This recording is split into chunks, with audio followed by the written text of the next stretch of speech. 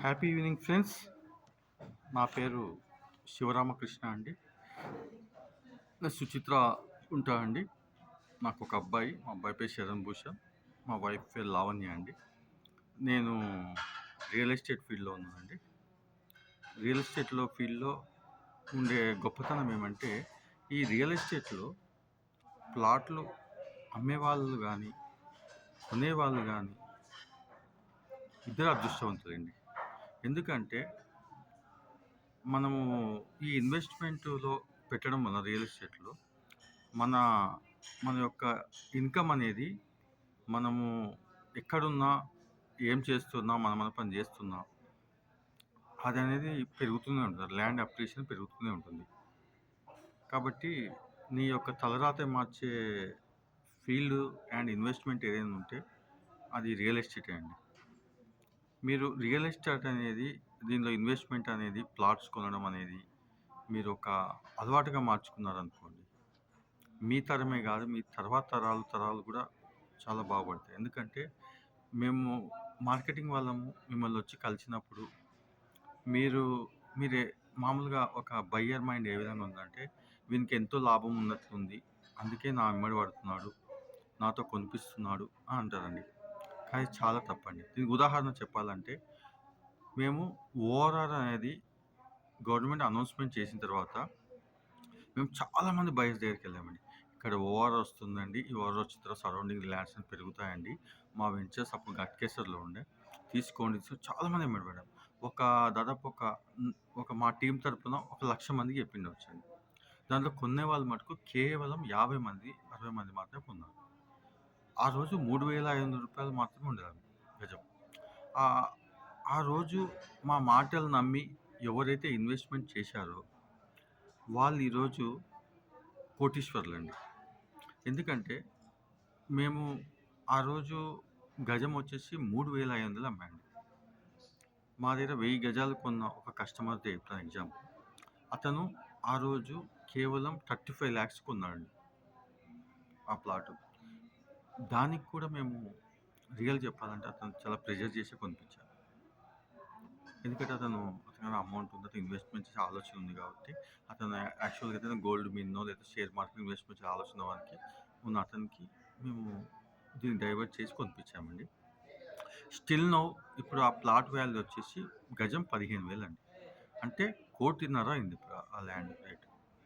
అంటే ఎంత అప్రిషియేషన్ ఉందో ఆలోచించండి. అందుకే మీకు వచ్చే ఎవరైనా సరే ఏజెంట్ కానీ మార్కెటింగ్ కానీ ఎవరైనా సరే ప్రొఫెషనల్ పర్సన్స్ వచ్చినప్పుడు మీరు ఒక్కసారి అతనికి మాట్లాడించే అవకాశం ఇవ్వండి. అతని ఎక్స్పీరియన్స్ చూడండి. అతను నిజం చెప్తున్నాడు అబద్ధం చెప్తున్నాడు మీకు తెలిసిపోతుంది. చూడండి, ఎందుకంటే మేము చాలాసార్లు సైట్ విజిట్కి వెళ్ళేటప్పుడు కస్టమర్తో పాటు జర్నీ చేస్తాము. అప్పుడు కస్టమర్లు మాకు చూపిస్తుంటారు కొన్ని సార్ ఈ ప్లాట్లో ఇప్పుడు హోటల్ ఉంది కదండి, ఆ ప్లాట్ నేను ఫస్ట్ నేనే చూశానండి, బార్గెన్ చేసి కేవలం ఒక 1,000 రూపీస్ అతనికి నాకు మధ్య తేడా రావడం వలన ఆ ప్లాట్ వెళ్ళిపోయిందండి అంటారు. ఇంకోరు ఏమంటే ఇక్కడ ఇది చూసామండి, ఈ ఇల్లు చూసామండి, ఈ ఇల్లు కొందామని చెప్పి ఈ సండే పోయి చూసాము, నెక్స్ట్ సండే అతనికి అడ్వాన్స్ ఇద్దామని లోపల వెళ్ళిపోయిందండి. అంటే ఇట్లా చాలా మటుకు వాళ్ళు మిస్ చేసుకునే ఉంటాయి. రియల్గా మీకు సరైన ఏజెంట్ దొరికి సరైన ఇది దొరికినప్పుడు మీరు land development, project developments, surrounding development చూసుకొని దాని యొక్క మీరు ఇన్వెస్ట్మెంట్ పెట్టారనుకోండి, కంపల్సరీ మీకు గ్రోత్ వస్తుందండి. మీరు చేసే పని చేసుకుంటూ కూడా మీరు సంపాదించుకోవచ్చు. రియల్గా అయితే దీని ఎగ్జాంపుల్ ఇంకోటి నాకు సొంతంగా జరిగిన విషయం చెప్తానండి. ఒక చిన్న ప్రైవేట్ ఎంప్లాయీ అండి అతని శాలరీ కూడా చాలా తక్కువ. అతను ఒకసారి నాకు ఇట్లా మార్కెట్లో కలిసి అతనికి ఇట్లా మా ప్లాట్ ఉంది సార్, ఇట్లా తక్కువ బడ్జెట్ ఉంది తీసుకోండి అన్నాను. అతను సరే అని విన్నాడు, చేశాడు. సార్ ఫ్యామిలీతో కూడా సైట్ విజిట్ కూడా వచ్చాడు, చూసిన తర్వాత అప్పుడు చెప్తా ఇప్పుడు చెప్తాను చాలాసార్లు ఇంటికి తిరిగాను, చేసినాను. వాళ్ళు కూడా అతను ఇంట్లో ఉన్నా కూడా లేడనిపించే రోజులు ఉన్నాయి. ఆఫీస్కి వెళ్ళినా కూడా అతను మాకు అవైలబుల్ లేడు. కానీ ఎలాగైనా సరే అతను కొనిపించాలని అతనికి ఇద్దరు ఆడపిల్లలు అని అనిపించేసి అతను ఎట్లా అలా చేసుకొని అతనికి మోటివేట్ చేసి ఇంకా ప్రెజర్ అని కూడా అనుకోండి, అతనితో ప్లాట్ కొనిపించానండి. అప్పుడు అతను కొన్న ప్లాట్ వాల్యూ వచ్చేసి ఒక 3,50,000 అండి.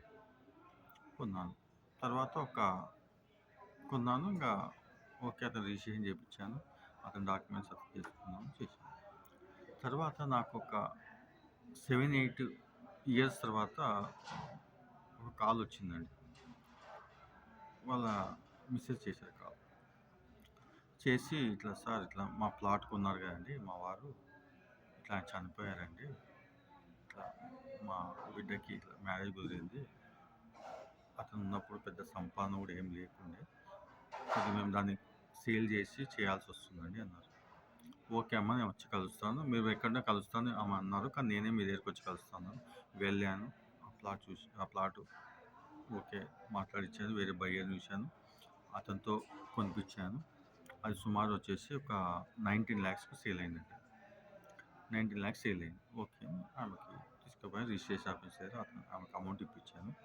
ఆ రోజు ఆమె అన్న ఒక వర్డ్ ఏమందంటే, రియల్‌గా నువ్వు ప్లాటు మాతో కొనిపియాలని మీరు తిరిగినప్పుడు నిన్ను మేము చాలా తిట్టుకున్నామండి.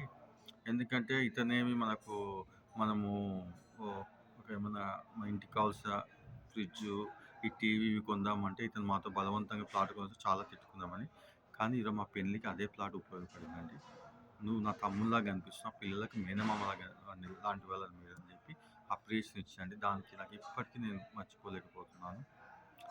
కాబట్టి ప్రతి ఒక్కరు ల్యాండ్ ఇన్వెస్ట్‌మెంట్ పెట్టండి. Better way to the investment. Thank you.